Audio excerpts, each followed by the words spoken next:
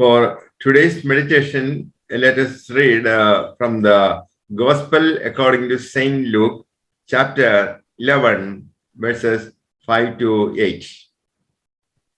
आज हम देखेंगे लूका रचित सुसमाचार उसका 11वां अध्याय 5 से लेके 13वां वचन तक। तब उसने उनसे कहा, तुम में से कौन है कि उसका एक मित्र हो और वह आधी रात को उसके पास जाकर उससे कहे, हे मित्र, मुझे 3 रोटियां दे, क्योंकि एक यात्री मित्र मेरे पास आया है और उसके आगे रखने के लिए मेरे पास कुछ नहीं है। और वह भीतर से उत्तर दे, मुझे दुख न दे, अब तो द्वार बंद है और मेरे बालक मेरे पास बिछौने पर हैं, इसीलिए मैं उठकर तुझे न दे नहीं सकता।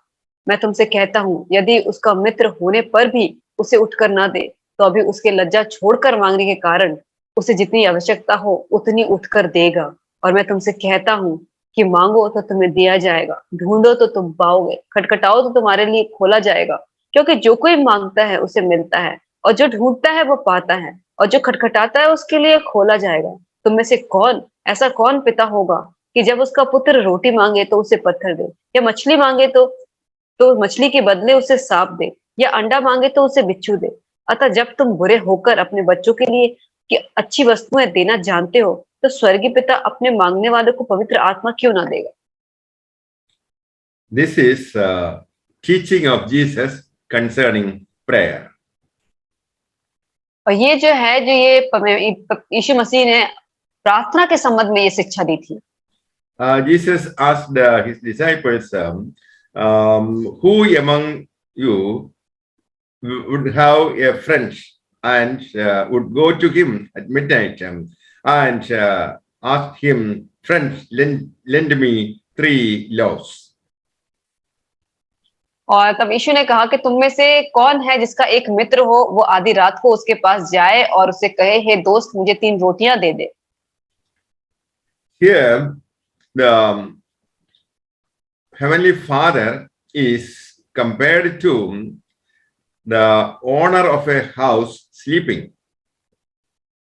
और यहाँ पे जो है हमारे स्वर्गीय पिता को कंपेयर किया गया है एक घर के ओनर से जो अभी सो रहा है। God is like a man asleep in a house. और जैसे कि जो परमेश्वर है, खुदा है, वो एक घर में सो रहा है।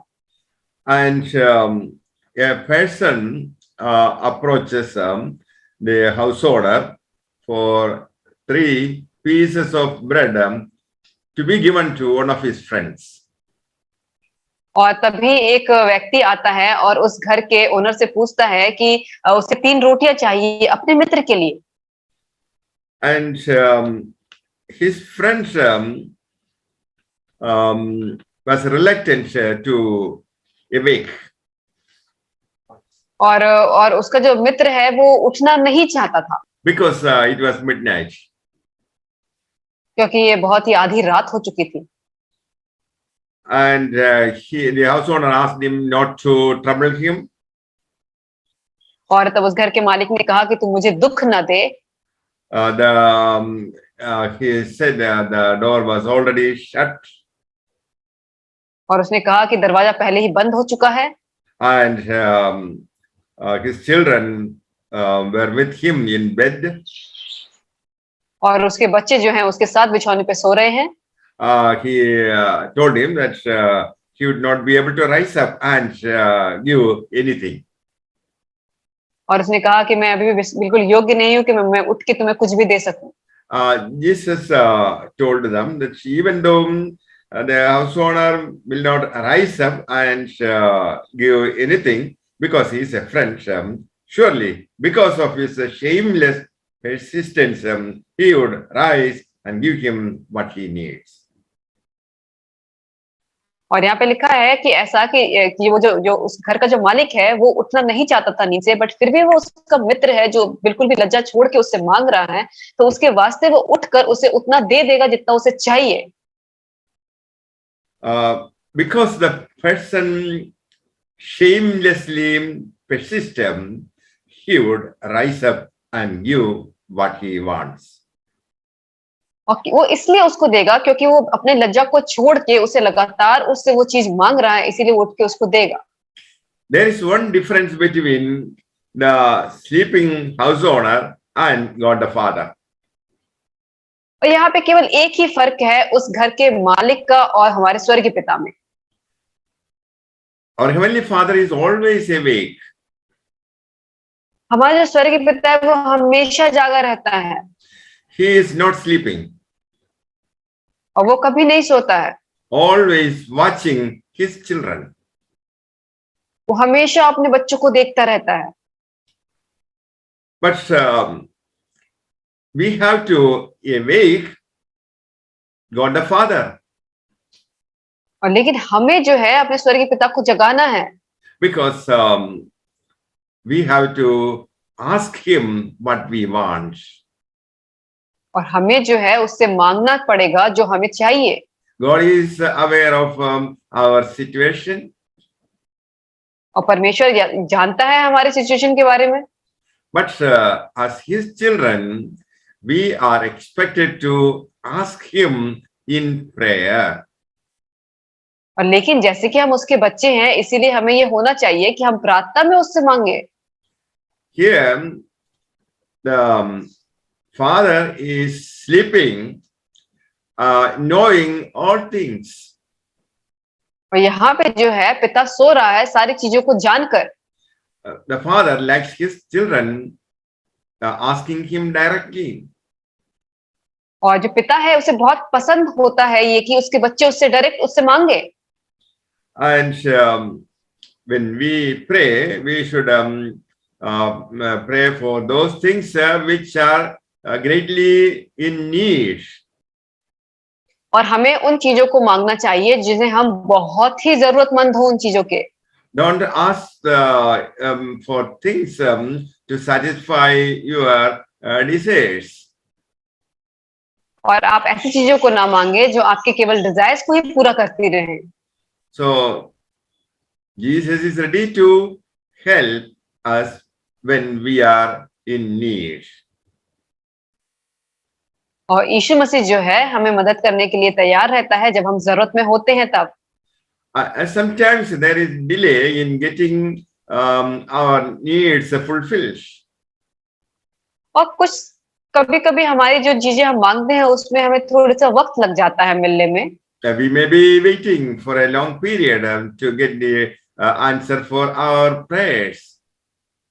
हो सकता है हम बहुत टाइम से किसी प्रार्थना की जवाब का हम इंतजार कर रहे हो। And Jesus asked us to continue until we receive. और लेकिन यीशु हमसे कहता है कि आप लगातार मांगते रहें जब तक आपको मिले ना। So we are expected to go on asking until God is pleased to grant our needs. तो हमें चाहिए कि हम लगातार उससे मांगते रहें जब तक वो हमें हमारी जरूरतों को पूरा ना कर दे। In those days, neighbors were ready to share their what they possess with the neighbors. और उस समय में जैसा होता जब जब पड़ोसी होते थे वो उन चीजों को दे देते थे जब उनका पड़ोसी उनसे कुछ मांगता था तो। So in their culture, in those days, people used to share with each other. तो उनके कल्चर में उनके संस्कृति में ऐसा था कि वो अपने एक दूसरे से अपने पड़ोसियों से अपने सामान को शेयर करते थे। So the friends is reluctant to grant the need of his friends. तो इसीलिए जो उसका दोस्त था वो उसकी चीजों को देने के लिए वो उस टाइम पे रेडी नहीं था। But Jesus is not a reluctant father. और लेकिन जो यीशु जो है वो बिल्कुल भी ऐसा नहीं है कि वो हमें कुछ चीज ना दे। He is full of compassion and mercy. और वो उसके अंदर बिल्कुल भी दया और करुणा से भरा हुआ है। So in this respect, God is not like the sleeping house owner. तो इस यही वो फर्क था कि जो हमारा स्वर्गीय पिता है वो उस घर के मालिक की तरह नहीं है।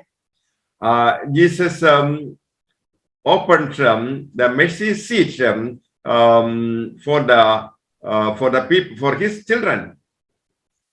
और यीशु जो है अपने लोगों के लिए अपने बच्चों के लिए अपनी दया और करुणा से भर जाता है। The mercy seat is always open for his children to approach in prayer.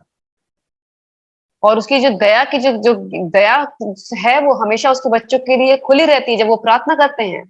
Unlike the house owner in this parable, Jesus is a friend out of season. और जैसे कि हमने देखा कि इसमें जो मालिक है उसकी तरह प्रभु यीशु नहीं है, वो हमारा दोस्त है He will never disappoint you. और वो कभी भी हमें निराश नहीं करेगा। When we depend on Jesus Christ, God is pleased with us. और जब हम प्रभु यीशु के ऊपर निर्भर होते हैं तो वो हमसे खुश होता है। So in prayer, we are trying to rise him into action. और जब प्रार्थनाओं में हम ये कोशिश करते हैं कि हम उसे जगाएं उस काम अपने कामों के द्वारा। In prayer, we are awaking God the Father to bring his attention to our needs. और हम प्रार्थनाओं में हम अपने परमेश्वर पिता के अटेंशन को अपनी और खींचते हैं ताकि वो हमारे जरूरतों पे वो नजर कर सके। So Jesus asked us to go on praying until we receive what we need. इसीलिए परमेश्वर कहता है यहाँ पे कि हमें लगातार प्रार्थना करनी चाहिए जब तक कि हमें वो चीजें मिल ना जाए। It is more than persistence in prayer. और इसीलिए हमें एकदम से बहुत ही लगातार एकदम से प्रार्थना करती रहनी चाहिए। We go on pleading until we receive it. और हमें तब तक प्रार्थना करती रहनी चाहिए जब तक हम उसे प्राप्त ना कर लें। We are disturbing our Heavenly Father to grant what we need in prayer. और इसीलिए हम उसको बहुत डिस्टर्ब कर रहे हैं अपनी प्रार्थना कर करके जब तक कि हम उसे मिल ना जाए। और मैं तुमसे कहता हूँ कि मांगो तो तुम्हें दिया जाएगा, ढूंढो तो तुम पाओगे, खटखटाओ तो तुम्हारे लिए खोला जाएगा, क्योंकि जो कोई मांगता है उसे मिलता है और जो ढूंढता है वो पाता है और जो खटखटाता है उसके लिए खोला जाएगा।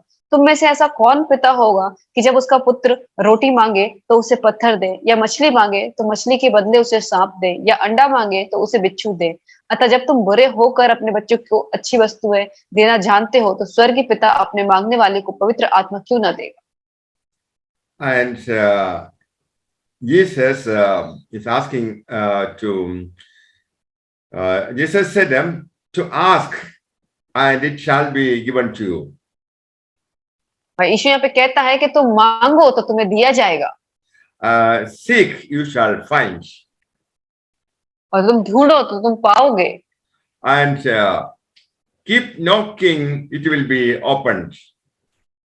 और तुम खटखटाते रहो जब तक कि वो द्वार खुल ना जाए। So this is the promise given by Jesus Christ. तो ये वो वादा है जो परमेश्वर ने हमें दिया है। And we should ask seriously for our needs. और हमें बहुत ही गंभीर तरीके से अपने जरूरतों के लिए प्रार्थना करनी चाहिए। We should ask for essential things. और हमें जो है बहुत ही जो जरूरत वाली चीजें हैं उनको मांगना चाहिए। We should ask for things which have to be satisfied. और हमें वो चीजें मांगनी चाहिए जिससे हम सच में वो संतुष्ट हो पाए। So when we ask God in prayer, we are recognizing our dependence on God. और जब हम परमेश्वर से कुछ चीज मांगते हैं तो हम ये उसको दिखाते हैं कि हम उस पर पूरी तरीके से निर्भर हैं। That is why we are praying. इसीलिए हम प्रार्थना करते हैं। We pray because it brings glory to God. और हम प्रार्थना करते हैं तो इससे परमेश्वर की महिमा होती है। Unfortunately, most people pray for things other than spiritual things. और दुर्भाग्य से बहुत सारे लोग हैं जो केवल चीजों के लिए प्रार्थना करते हैं, ना कि अपने आत्मिक चीजों के लिए। Most people ask for worldly things. और बहुत सारे लोग होते हैं जो सांसारिक चीजों को मांगते हैं। So our Father is very selective in granting our prayers. और हमारा जो स्वर्ग के पिता है वो बहुत ही चुने हुए चीजों को हमारा वो प्रार्थनाओं को ग्रहण करता है। Out of ignorance, sometimes we ask for things which are destructive. और जो कुछ भी हम ऐसा चीज मांग लेते हैं कि जो हमें डिस्ट्रैक्ट कर सके, So that will be harmful to his children. और वो चीजें जो होती है उसके बच्चों के लिए बहुत ही खतरनाक साबित हो सकती हैं। God, as a responsible father, is selective in granting our prayers. और इसीलिए एक जिम्मेदार पिता होने के नाते वो हमारे जो भी बहुत ही सिलेक्टिव जो प्रार्थनाएं होती है उसको ही वो ग्रहण करता है। And you have to pray for things spiritual in nature. और हमें जो है वो उन चीजों के लिए प्रार्थना करनी चाहिए जो जो आत्मिक रूप से हैं। And Jesus is ready to answer the prayers of his children. और यीशु तैयार है कि अपने अपने बच्चों की प्रार्थनाओं का जवाब देने के लिए। And because we have a relationship with God the Father through the Holy Spirit. और क्योंकि हमारा जो है वो पवित्र आत्मा के जरिए स्वर्ग के पिता के साथ संबंध है। The Bible says we are marked in Jesus with the seal of Holy Spirit. और जैसे कि बाइबल बताती है कि हम जो है वो स्वर्ग के पिता के जरिए हम उसे मार्क किए गए हैं पवित्र आत्मा के जरिए। And the Holy Spirit gives guidance and power to minister. और जो पवित्र आत्मा है वो हमें ताकत देती है ताकि हम वो काम कर सकें। Holy Spirit sanctifies our life. और जो पवित्र आत्मा है वो हमें पवित्र करती है। Holy Spirit leads into a relationship with Christ. और जो पवित्र आत्मा है वो हमें परमेश्वर के साथ संबंध में हमें अगुवाई करती है। God always answers those people who are connected to Him by Jesus Christ. और परमेश्वर हमेशा उन लोगों की प्रार्थना को जवाब देता है जो यीशु मसीह के जरिए उनसे जुड़े हुए हैं। Only those people have a relationship with the Father. और केवल उन्हीं लोगों का जो है वो संबंध होता है परमेश्वर पिता के साथ। And the person who prays to God should make sure that he has a right relationship with God through Jesus Christ. और जो कोई परमेश्वर से प्रार्थना करता है उसको खुश करना चाहता है वो हमें ये देखना चाहिए कि उसका परमेश्वर के साथ एक सही संबंध है या नहीं। Some people pray ritualistic. और बहुत सारे लोग होते हैं जो बहुत ही रिचुअलिस्टिक तरीके से प्रार्थना करते हैं। They repeat the same words several times. और वो एक ही शब्द को बहुत बार वो इस्तेमाल करते हैं। So we should pour out our heart to God the Father. तो हमें अपने हृदय को बिल्कुल निकाल के परमेश्वर पिता के पास रखना चाहिए। That kind of prayer will be answered. और इस तरीके की जो प्रार्थना होती है वो उसका जवाब देता है। So a child of God should always thank God and continue in prayer. तो जो परमेश्वर के बच्चे होते हैं उन्हें हमेशा परमेश्वर को धन्यवाद करना चाहिए और लगातार प्रार्थना में बने रहना चाहिए। In the 19th century, the people in the UK were very religious. और 19वीं सदी में जो यूके के जो लोग हैं वो बहुत ही धार्मिक हुआ करते थे। And men of God were held in high respect. और जो परमेश्वर के जो लोग होते हैं उनको बहुत ही ऊंचा दर्जा मिलता था। And when they travel to distant places, they enjoyed certain privileges. और जब वो दूसरी जगह पे यात्रा करते थे तो उन्हें बहुत सारे ऐसी अच्छी चीजों का उन्हें मौका मिलता था, उन्हें बहुत इज्जत दी जाती थी। Sometimes the men of God had to stay in an inn. और बहुत समय जो परमेश्वर के जो लोग होते थे उन्हें बहुत ही अच्छी जगह पे रखा जाता था। The owner of the inn may not charge any amount from men of God staying there. और जब परमेश्वर पिता के लोग जिस घर में रहते थे तो उस घर का जो मालिक होता था उनसे कोई भी पैसे नहीं लेता था। So the owners of the inn did not collect any amount for their stay and food. और जो उस घर का जो मालिक था तो उस परमेश्वर के दास के कोई भी उसने वहां से उसके रेंट नहीं लिया, कोई भी खाने के लिए उसके पैसे नहीं लिए। So, one day, a preacher stayed there in an inn. और एक दिन ऐसा हुआ कि प्रभु का दास उस घर में रुका रहने के लिए। During the night, the owner of the inn looked into his room and was watching what he was doing during night. और एक रात का समय हुआ जब वो उस घर का जो मालिक था तो उस प्रभु के दास को देख रहा था कि वो रात के समय क्या करता है। And to his surprise, the man of God was not praising God or thanking God or praying. और तब उसने बहुत ही आश्चर्य हुआ उस घर के मालिक ने यह देखकर कि वो जो परमेश्वर का दास था वो परमेश्वर की स्तुति नहीं कर रहा था, उससे प्रार्थना नहीं कर रहा था। So this is what we normally expect from a Christian. और यही वो होता है कि हम एक मसीह से हम उम्मीद करते हैं। So the house owner next day asked him to pay a certain amount for his stay and the food. और उसके बाद ही जैसे अगली सुबह में उस घर के मालिक ने प्रभु के दास से कहा कि तुम्हें इस घर में रहने का जो पैसा है और जो खाना है उसका तुम्हें पैसा देना पड़ेगा। Because the owner did not find any symptoms of a Christian like worshipping and praying in that fellow. क्योंकि उस घर के मालिक ने बिल्कुल भी ऐसा कुछ भी ऐसे चिन्ह को नहीं देखा कि वो परमेश्वर की प्रार्थना कर रहा है या उसकी आराधना कर रहा है। So also, my dear friends, if you are a Christian, so praise of the Lord should be in your lips. और अगर आप परमेश्वर के बच्चे हैं तो आपके होठों पे परमेश्वर की आराधना होनी चाहिए। And we should also sing for the glory of God. और हमें परमेश्वर की महिमा के लिए गाने भी गाने चाहिए। If you are not in the habit of praising and praying, something is wrong with your Christian life. और अगर आप इस हैबिट में नहीं है कि आप परमेश्वर की आराधना करें, प्रार्थना करें, तो बहुत कुछ गलत है आपकी इस मसीह जीवन में। So the person had to pay for his stay there. और इसीलिए उस प्रभु के दास को उस घर में रहने का जो पैसा था उसे वो भरना पड़ा। So Jesus is asking us to keep seeking in prayer. तो इसीलिए इसे परमेश्वर हमसे यह कहता है कि हम प्रार्थना में उसे ढूंढते रहें।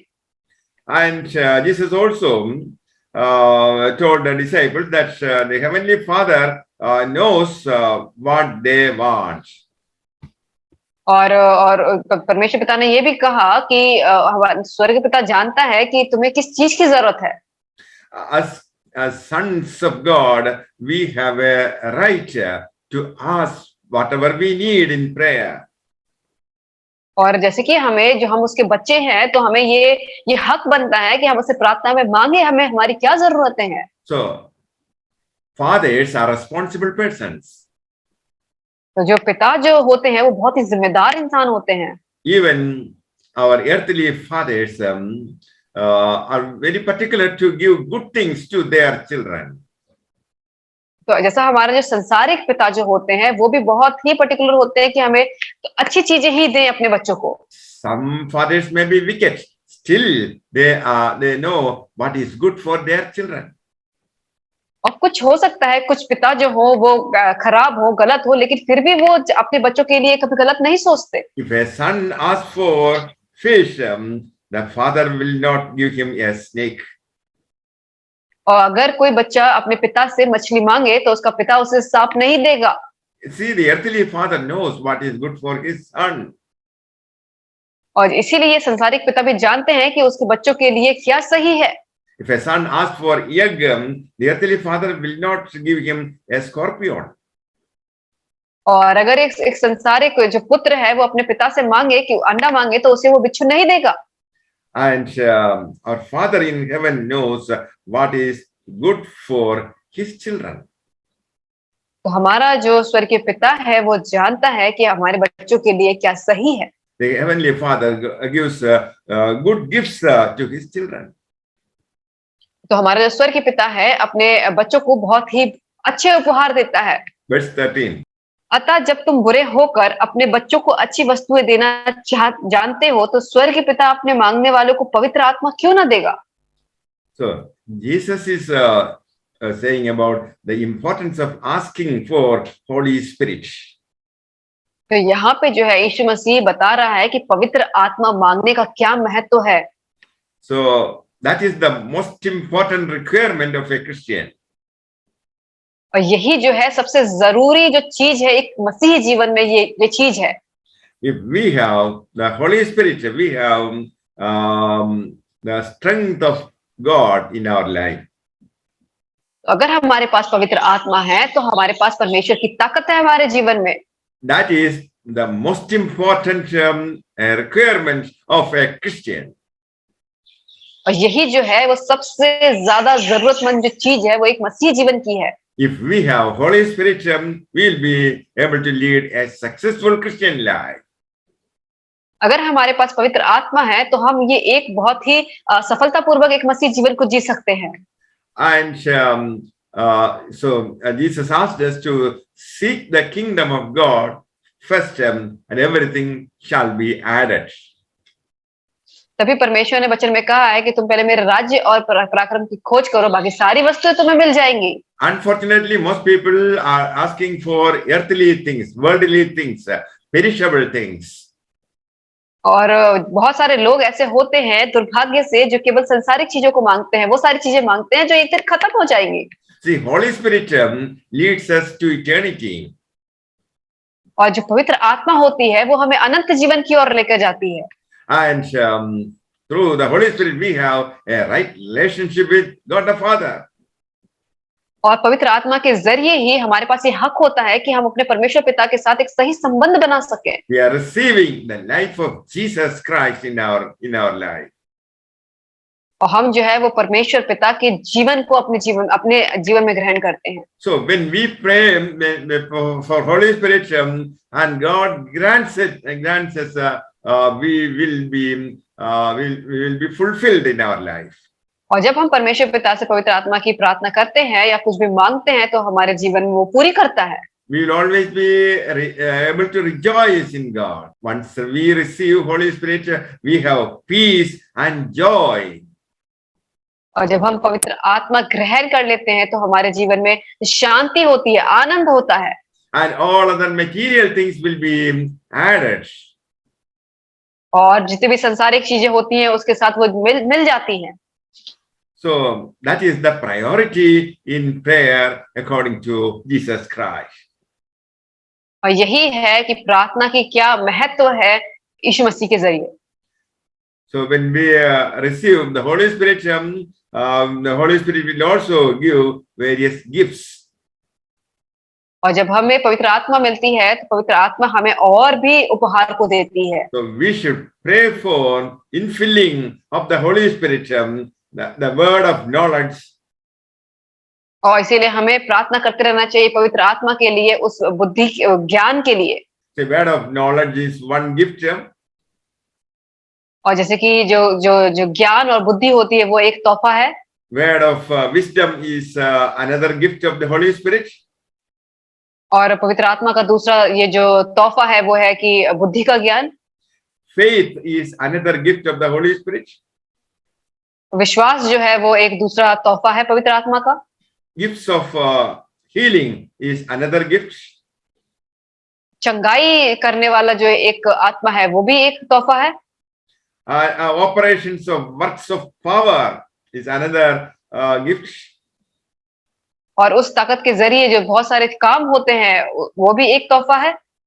The gift of prophecy, भविष्यवाणी करने की आत्मा, discerning of spirit, और आत्माओं को निकालने की ताकत, different kinds of tongues, और अन्य भाषाओं में बातें करना, interpretation of tongues, और भाषाओं का अनुवाद करना। So these are different gifts given by the Holy Spirit. तो ये सारे जो बहुत सारे तोहफे हैं जो पवित्र आत्मा के जरिए दिए गए हैं। So the greatest desire of a Christian should be for the gifts of the Holy Spirit. तो इसीलिए एक मसीह जीवन का जो सबसे जरूरतमंद चीज है वो उसे चाहिए कि पवित्र आत्मा मांगना। May the Lord bless you all with these words. Amen. परमेश्वर आप सबको इन वचनों के द्वारा आशीष करे। आमीन।